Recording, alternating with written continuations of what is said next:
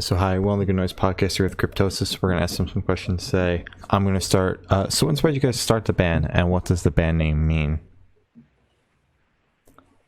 We started out in 2013 under another name.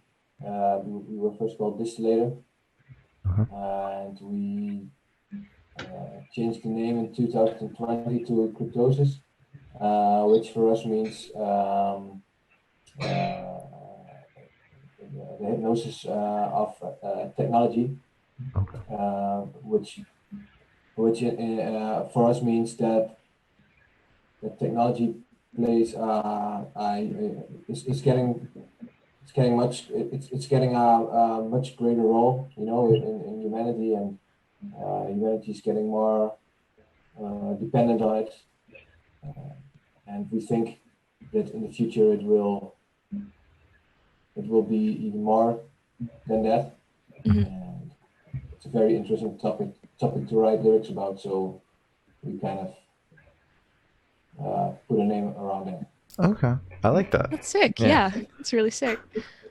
So congrats on your upcoming album, Bionic Swarm. How do you felt the response to it so far, to the people you've shown it to, since at the time of recording, it isn't out yet? Yeah, people are actually pretty positive about anything that we've just recently released. I think we have 3 singles at this moment, and they pretty much different from each other. And yeah, like Lauren said, we changed our band name. Also, the musical style changed a bit. So for us, it was a bit scary, like how would people react? And I think we are pretty, surprised that people are so positive. Like there's always a few guys, that can't really handle this kind of stuff. But so far, it seems really, turned out really good. I'm very happy to hear that. Better than expected. Yeah, we're really happy with that too, and it's so much work to get everything that we've done into this moment, like this release. And yeah, for people saying such positive things about it is really compliment for us and for all the work that everybody put in there. Mm-hmm. So what led you guys to change the band name? Because you guys keep on talking about it. I'm interested to know why that was. Yeah, well, our old band Distillator is more or less typical old school thrash metal stuff. 80s metal, and when you see the logo, you just instantly know, okay, this is old school stuff. And our music changed a lot since we wrote this album. And whenever you see a poster with that logo, you don't expect this kind of music. And for us, it feels like the name didn't do justice to the music anymore. So we thought, like, if we change the name, then we have a clean slate. We can just write for the next albums whatever we want, and without being too much associated with this old school style of music. And this was the perfect time to do it, because if we waited for another album, then it was too late. And now it was a kind of a bold statement, but not too much. And so yeah, I think it worked out very well. And now we have something, like a name that represents what we're doing lyrically. It represents the music. When you see this kind of name, it could be, like more of this or more of that. And it's not really one typical, it's not associated with one particular style, I think. Okay. Yeah, I agree to that. And I think, Frank and I started out in 2013 as Distillator, but I think at first we just wanted to play pure old school thrash metal, in the style of Slayer and Sodom, these kind of bands. And we didn't really care about, what we wanted as an artist or whatever, we just wanted to play this specific kind of music. And Yeah, over the years, we kind of developed our own style and our own preferences, and we discovered other bands and other genres, and we kind of mixed that into our own songwriting. And we kind of just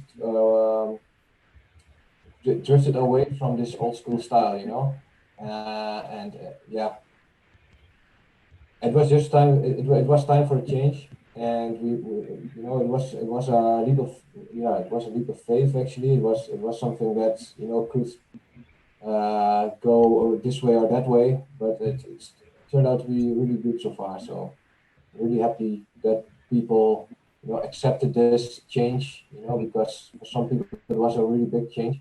Also for us personally, because we played the last Distillated show in January of 2020, I think. This was also our last live show, so we haven't played live for over a year now. Jesus. Wow. But at this time, we didn't know that this was our last Distillated show. So now we are reborn as Cryptosis, and we are going to release a debut album on Century Media Records, which is fucking awesome. And yeah, let's continue from here. Yeah. Well, I'm glad that they accepted it all with open arms. The fans, both the name change and the sound change. I also want to ask the signing to Century Media Records. How'd that come about? Yeah, well, we finished the recordings and the mixing process, I think at the end of February 2020. Then we just gave it to our manager, and you know, he's pretty well known in the business, and he knows a lot of people here in Europe from labels and from the scene. So, you know, we said like, okay, we're thinking about changing our band name. This is the final mix for the album, and you know, just show it to people in your network, and you know, let's see who's interested in working with us for the future. And I think pretty soon after we, you know, sent him the link for SoundCloud, he just replied to us like, yeah, I got Century Media interested, and they want to talk about a contract. And for us, you know, like Century Media was like a huge step from where we were at the time with the previous band. So for us, it was like, wow, you know, like this is really epic stuff is going to happen now. And I think when at the time that I think we started talking about the contract, I think pretty soon we already got a first draft from them, and it was just, you know, like we were just talking only about details, small details, you know, things that were not really like big deal breakers or whatever. So we got such a good contract, you know, and it was also you know, the whole process was monitored by our manager, and you know, he, you know, did a lot of stuff on our behalf, and yeah, it went really smooth actually. So for us, you know, it was really nice to go into this professional music life with the help, you know, of somebody who is really known with this kind of business and with this kind of contracts. So you know, like you hear a lot of stories of bands, you know, that you know, sign record contracts, and you know, and they get screwed over, and but you know, feels really confident that we had a guy with us that knows really what he's talking about, and you know, what's going on in this kind of world. So that was great. And we really give like 110% for this record. I think we always do, but you know, you grow as artists, and you experience what's you know, you learn how to write songs better over the years, and for this album we really gave 110% to write the best that we could, you know, like everybody was pushed to the maximum of their ability and even further, I think. I think a lot of musical parts had to be like relearned after recording them, because you know, it was really at the maximum of our capabilities as a musician. So yeah, we really give 110%, and we invested a whole lot more than at other albums in the past. In the mixing and mastering process, we did a separate master. We rented a cabin in the woods with a rehearsal studio inside, and we locked ourselves up in there for 10 days. Just the three of us to rehearse the album for 10 days long. and just focus on the music, put the dots on the i's, you know, and yeah, just got the maximum out of it before entering the studio. So yeah, we just thought to ourselves, okay, we have put so much work into the songwriting and to the rehearsing of this before we go in the studio. We have to get the maximum out of this, and then we'll see what happens. And it's really our our relief and also a present for us that social media is interested in signing the band. It's really it's really great. It's a great gift or a great opportunity for the band, to keep on going with future music. For sure. I'm glad you guys didn't get fucked over too. That's good to hear. We got a really nice contract. Yeah.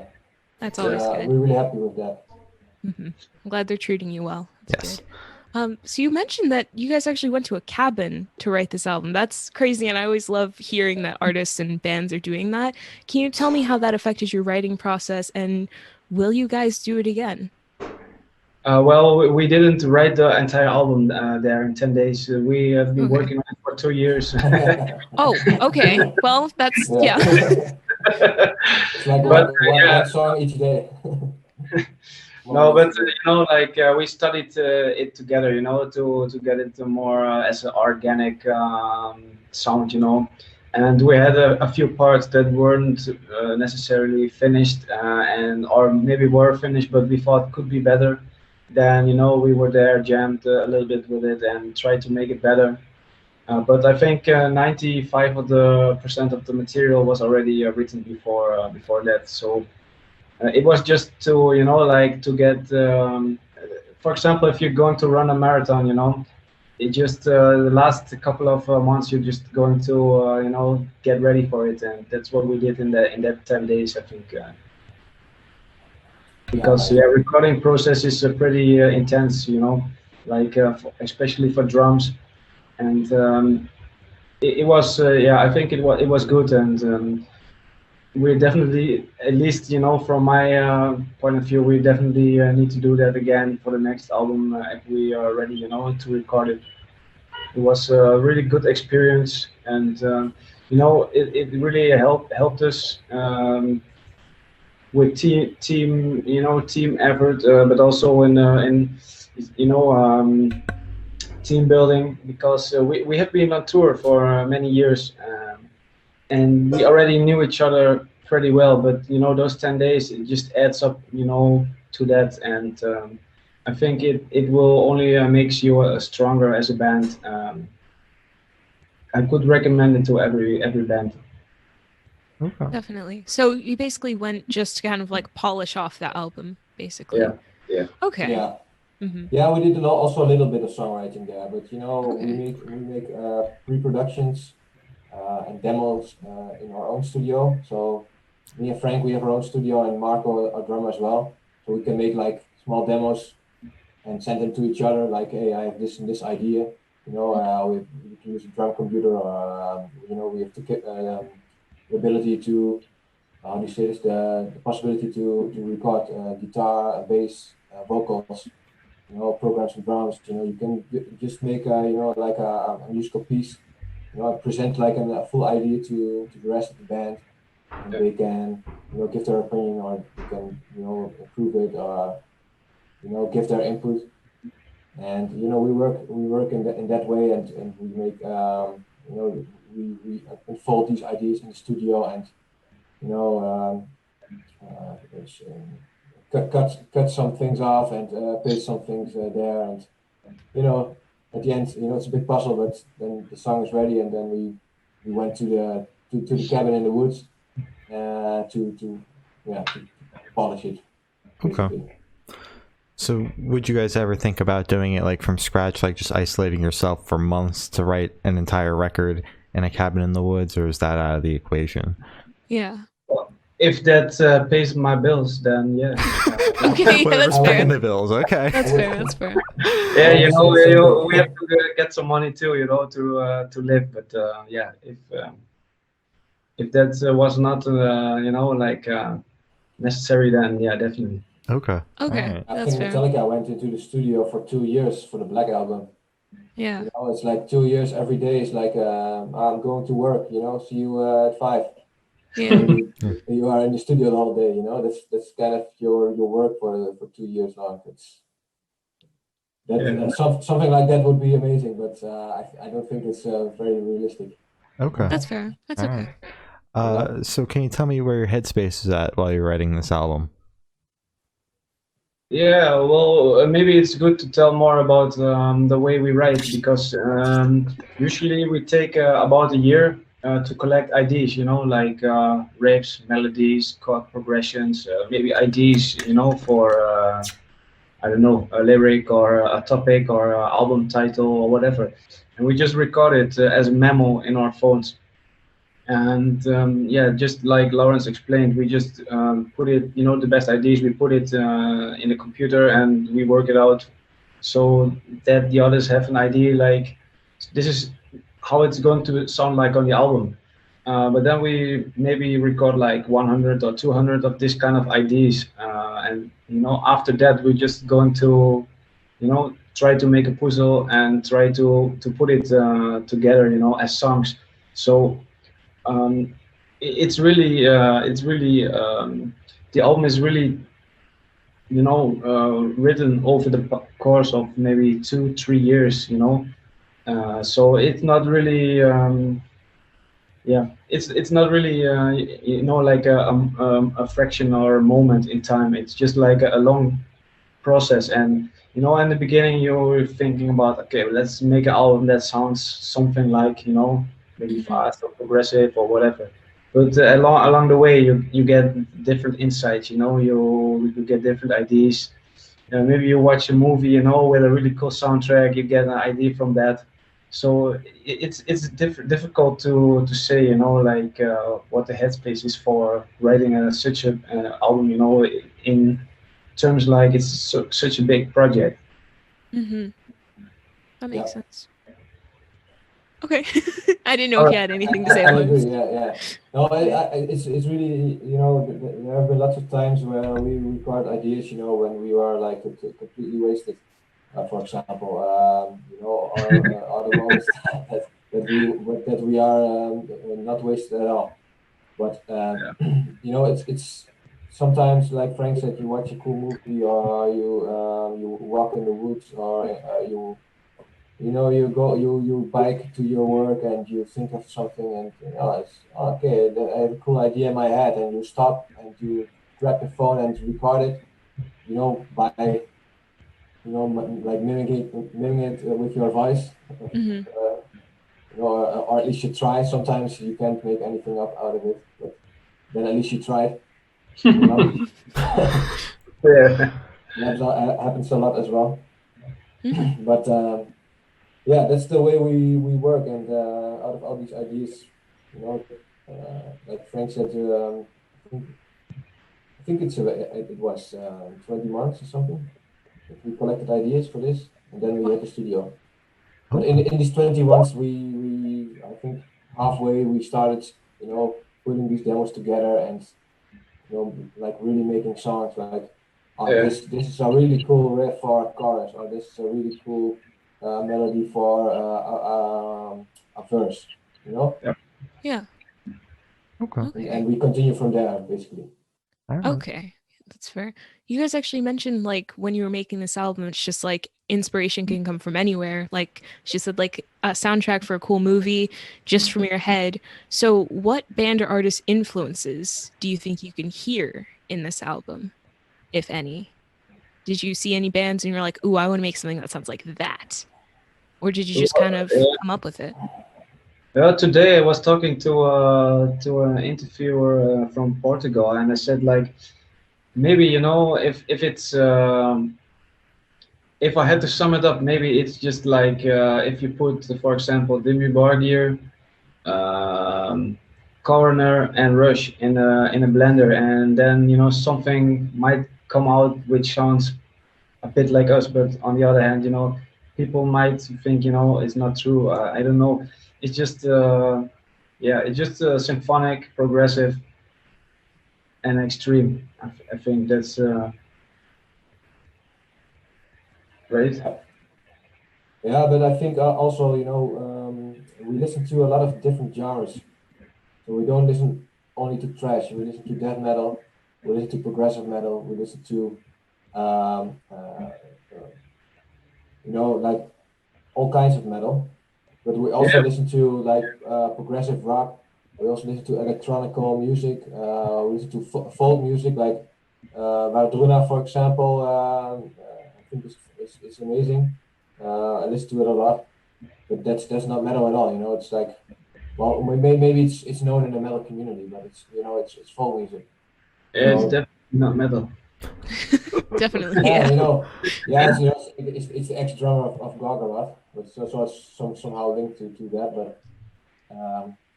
and I think um, from all these kind of genres, you store some of it in your mind. Like in your subconscious, there's something going on there, and some way, one way or another, it will get out into a song or into a riff, and so it's really hard to say like this is my influence or that is my influence. But I think in our debut album there's a lot of thrash metal influences. Also because we were a thrash metal band, so it kind of evolved from there. So it's logical that it's in there, but there's so much more than that. And I think also with the new name we can, for the future we can experiment so much more, with other kind of melodies or effects. I think the sky is the limit, and yeah, we'll see what happens. Oh, yeah. Definitely. All Wait, right. I just want to touch on this for a second. Sorry, Shane.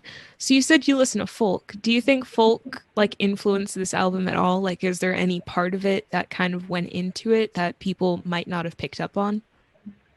Well, yeah, maybe it's not like the typical reference in sound, but every musical genre has its rules, like Hmm. theoretical rules, and some of them, might come from folk music, and some might come from opera music, but yeah, maybe it's not really like you can hear it 100% clearly, like, okay, this part is a folk part, but Hmm. it might be a repetitive melody, in a certain time signature or whatever, so it's really about really small details. Okay. Yeah. Yeah, but I think like Vardruna is a group that I mentioned, uh, right? And I think the ambient, the dark vibe that this has, it's something that I like. But you can hear these kind of dark vibes on the album, but it's not necessarily inspired from Vardruna, but because it can also be from Hugo Borgir or from Behemoth or stuff like that. It's also like dark and symphonic. So yeah, it's hard it's hard to say which had the biggest part or whatever. You listen to a lot of different styles, and it depends on your mood, I think. Okay. All Okay. right. Yeah, that's fair. If you're working, you listen to maybe relaxing music. If you want to work out in the gym, you listen to death metal, for example. Yeah, that's fair. That's good. So this question should be like super, super quick. Off the top of your head, I want you to describe this album for new listeners in 3 words. Both of you have to do it. You want me to describe the album in 3 words? Yes. Hmm. Aggressive, That's one. over the top. We'll Uh-huh. hyphen that. Yeah, we'll I mean, hyphen that. maybe that's already 3 words. It's okay. It's okay. Yeah, let me think about that.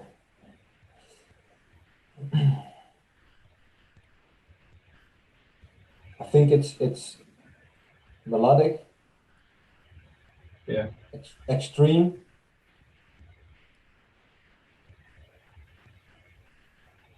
and brutal. Okay. Ooh, brutal. Yeah, All yeah. right. Solid. Melodic Not extreme. faint-hearted. Yeah. Maybe I need more words to describe it. No, it's okay. It's great. It's great. So is there a certain feeling or emotion you want this album to invoke in your listeners? Yeah, I think it's natural, you know, like with this the heavy topics that we write about, not to have too happy music. I think we succeeded in that very well. Um, and yeah, but it doesn't necessarily mean, you know, like because the music is so dark and the lyrics might be too, you know, it can be for the listener as well, opening up to a new field of interest, you know, like we try to create a mindset, and from there on the listener can, you know, make up his own mind or make up his own story about it, and, you know, really think about what does technology mean for me and for my future, or, you know, how do I picture the world in 50 years or 100 years, you know, and that's mainly what we want to, you know, that's what we want to communicate. Yeah, and apart from that, also the dark side of technology, you know, and also this vibe that comes with that. You know, I think on the album we set a very dark vibe Mhm. because we like that, you know, to listen to it. Yeah. But it also suits the concept as well, because, you know, this album it's a concept album, which you can talk more about later if you want.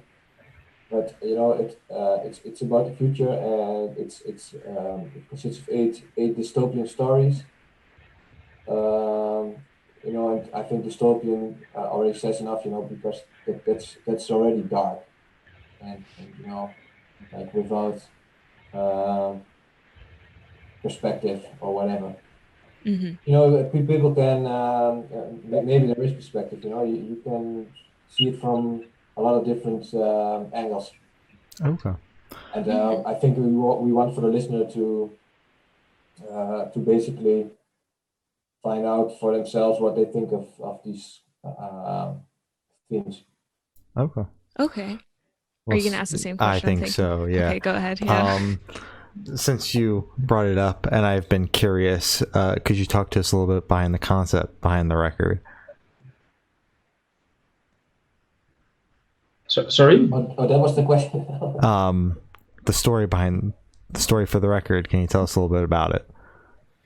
Yeah, it's basically pretty simple. It's 8 stories from seen through the eyes of 8 different people. Every song is a person, and the whole album, you know, plays in 2149. So it just describes how those people, you know, human or non-human, see the world, what's going on, you know, what kind of events are going on.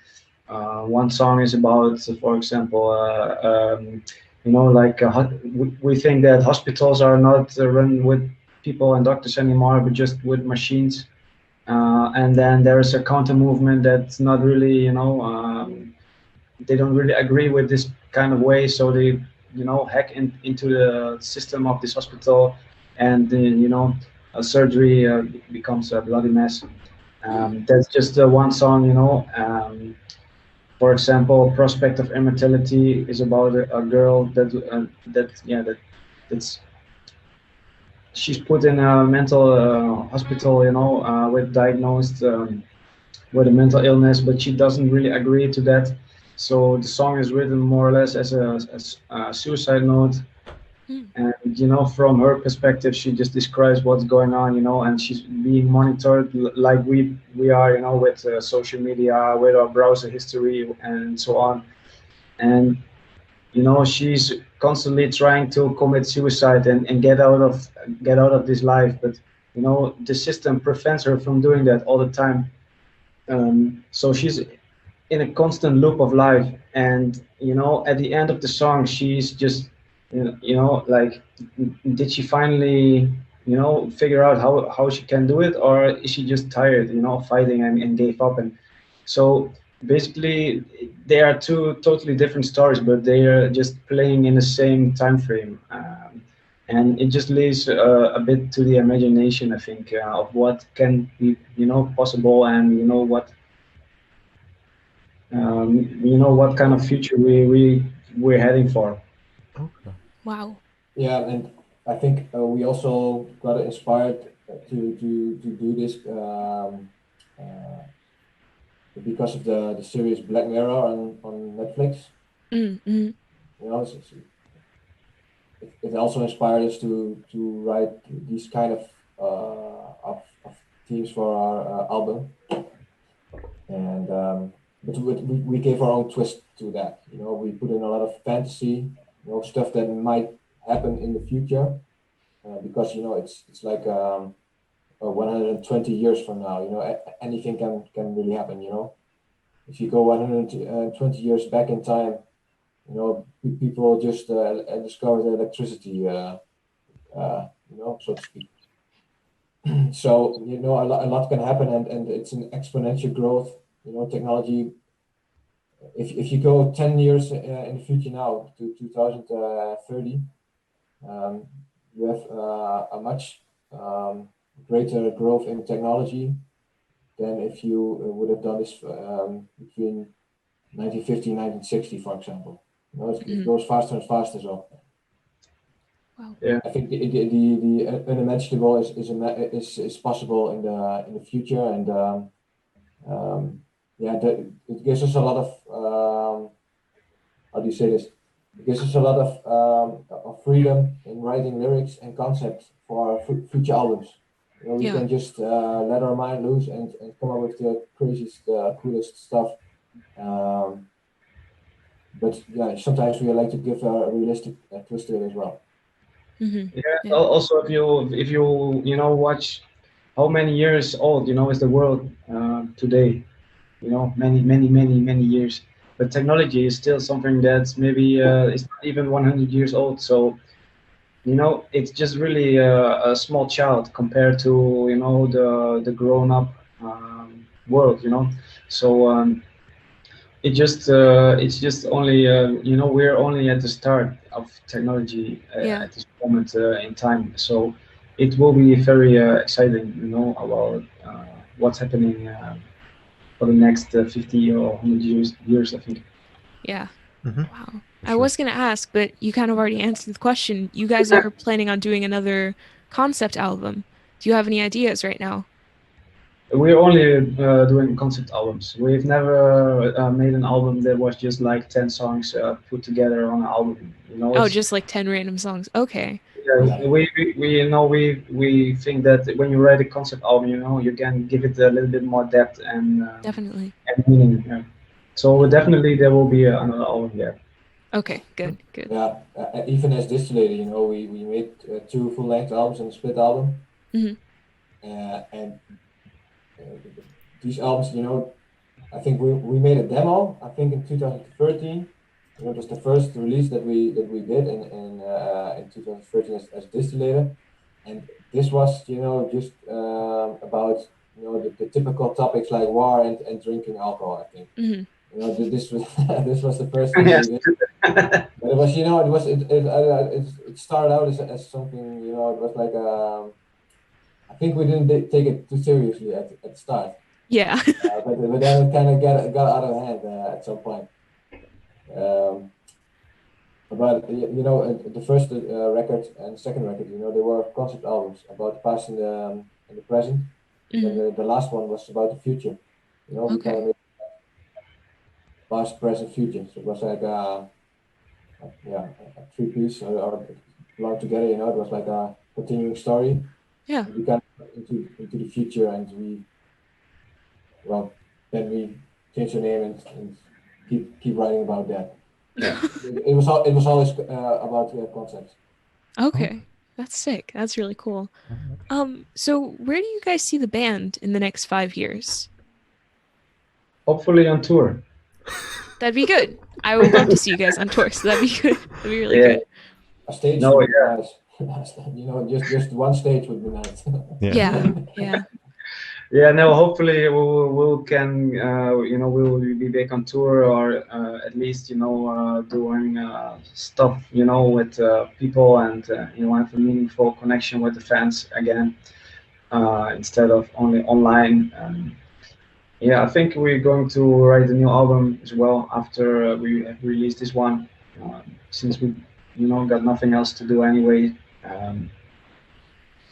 Yeah, hard to tell, but yeah, hopefully we just can, with this album, we can get a name, and start getting a following. Definitely. Yeah, and what we also like to mention is so we're releasing the record 26th of March worldwide, and we're planning a live stream album release show on the album on April 17th. Yeah, It's also on Facebook and on YouTube. You can watch it, but we will post something on social media about this because we haven't announced it yet. But we will announce it, I think, in a couple of weeks. I'm not sure. Okay. But it will be announced. We'll give some more details about it. But this was for us the only way to make some kind of an album release instead of doing nothing, because we really wanted to put it out of a to perform it on stage with a full venue. But this is not possible, so we kind of found a venue that wanted to support us and wanted to stream this live. And we have made a very special show with very cool show elements in it to create a cool live experience. So and people from all over the world can watch this. So that's something to look forward to. And we also got we got this tour coming up with Vector from May 13th till June 6th, I think. Hopefully this will happen. If not, it will be postponed, but it will definitely happen. And, furthermore, we got some summer festivals, which it's in turn, but we hope that they will take place. Yeah. Definitely. All right. Well, that's all very exciting. Yeah. So for the last couple of questions, we're actually shift away from music and go straight to death row. Boom. So if you're on death row, what would your last meal be with a drink? Boom again. Fuck, difficult question. Uh-huh. I think I will have sushi. A lot of sushi. Fuck. Yeah, with a lot of salmon in it. A lot of wasabi too. Ooh, yeah. Because I like that. What about ginger? Do you like ginger as well? No, I'm not very much of a ginger fan. Not to be racist, by the way. not to be racist. Okay. Like to put it on sushi. I don't like to put it on sushi. Yeah, that's Just to be clear to every listening to the podcast. oh my god. But there will be sushi with I think a half a liter of white beer, like okay. German Edinger, for example, or Krombacher. Yeah. Whatever. I don't know. I think just give me a glass of whiskey and I'll be good. Okay. No food. No. That's fair. Choose, food. Yeah, I like a lot of food. I don't know. Maybe a simple pizza would be enough. Okay. Yeah, Just it's solid. always good. It's classic. Yeah. It's fine. Yeah. That'd be good. Yeah. So, if you could live in one fictional world for a week, where would you live? Whoa. I think for me it will be like Star Wars. Ooh. I That's a would good one. live on a planet, some kind of planet or some kind of spaceship, Would you And, be or in a bar with all these kind of strange aliens, speaking all these strange languages, and just That'd be sitting cool. there and enjoying that. So I would love it too. Like maybe live in some kind of episode of Rick and Morty. Oh, yeah, as you should. That's a great show. Good choice. Good choice. Yeah. Solid. Yeah, that would be cool. All right. Or Lord of the Rings, maybe. That would be also cool. Oh yeah. Cool. Solid. So I have the honor of asking the last question, and every single person we've spoken to has says the most important question.